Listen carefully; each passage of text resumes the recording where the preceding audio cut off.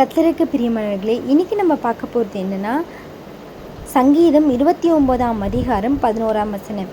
கர்த்தர் தமது ஜனத்திற்கு பலன் கொடுப்பார், கர்த்தர் தமது ஜனத்திற்கு சமாதானம் அருளி அவர்களை ஆசீர்வதிப்பார்.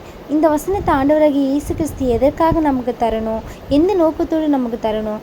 ஆண்டவர் என்ன சொல்லியிருக்கிறார்? கர்த்தர் தமது ஜனத்திற்கு பலன் கொடுப்பார். எதனால் பலன் கொடுப்பார்? நம்ம இந்த உலகத்தில் எவ்வளோ நோய்களை எடுத்துக்கொண்டு வாழ்ந்து கொண்டு இருக்கிறோம். இந்த உலகத்தில் எவ்வளோ பேர் நோய்களினால் பாதிக்கப்பட்டு இறந்து கொண்டிருக்கிறார்கள்.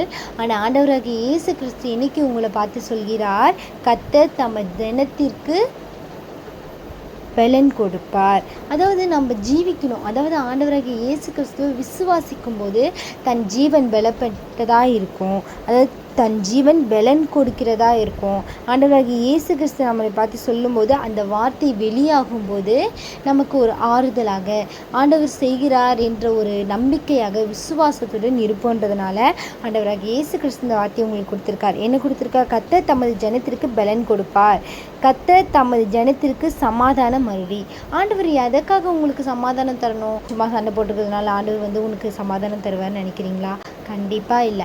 ஆண்டவராகிய இயேசு கிறிஸ்து நீங்கள் எவ்வளோதான் பிரச்சனையில் இருந்தாலும், எவ்வளோதான் சண்டை போட்டாலும் உமக்கு ஆறுதலான ஒரு விஷயத்தை தருவாருன்னா அது ஆறுதலின் தேவனாக இருக்கிற நம்முடைய ஆண்டவராகிய இயேசு கிறிஸ்துவால் மட்டும்தான் முடியும். அதனால் ஆண்டவராகிய இயேசு கிறிஸ்து உங்களை பார்த்து சொல்கிறார், கர்த்தர் தமது ஜனத்திற்கு சமாதானம் அருளி அவர்களை ஆசீர்வதிப்பார். நம்ம சும்மா இருந்துட்டு ஆண்டவரை நோக்கி கூட பார்க்காம அப்படி இருக்கிறவங்களுக்கு ஆசீர்வாதம் தருவாரா? ஆனால் ஆண்டவராகிய இயேசு கிறிஸ்து அதை தரக்கூடிய தேவனாக தான் இருக்கார். ஆனால் நீங்கள் அவரை கொஞ்சம் கூட யோசிக்காமல், ஆண்டவரை விசுவாசிக்காமல் இருக்கிறதுனால ஆண்டவர் என்ன செய்வார் சொல்லுங்கள் பார்ப்போம்? இந்த வாழ்க்கையில் உங்களுக்கு தேவையான ஒவ்வொன்றையும் செய்யக்கூடிய தேவனாக இருக்கிறார்னா அது நம்முடைய ஆண்டவராகிய இயேசு கிறிஸ்து மாத்திரம்தான். அவரை நம்புங்க, விசுவாசத்தோடு அவரை ஜெபம் பண்ணுங்கள், அவரை ஏற்றுக்கொள்ளுங்க. இந்த உலகத்தில் அவர் வேறு எதுவுமே நமக்காக நிலைநிற்க போகிறதில்ல. ஆண்டவராகிய இயேசு கிறிஸ்து மாத்திரமே நமக்கு நிலையாக நிற்கிறார், உயிருள்ள ஜீவனாக இருக்கிறார், பலப்படுத்துகிற தேவனாக இருக்கிறார், ஆசீர்வதிக்கிற தேவனாக இருக்கிறார். இந்த உலகத்தில் எல்லாவற்றையும் செய்யக்கூடிய தேவனாக ஆண்டவராகிய இயேசு கிறிஸ்து உயிருள்ள ஜீவனாக இந்த உலகத்தில் வாழ்ந்து கொண்டிருக்கிறார்.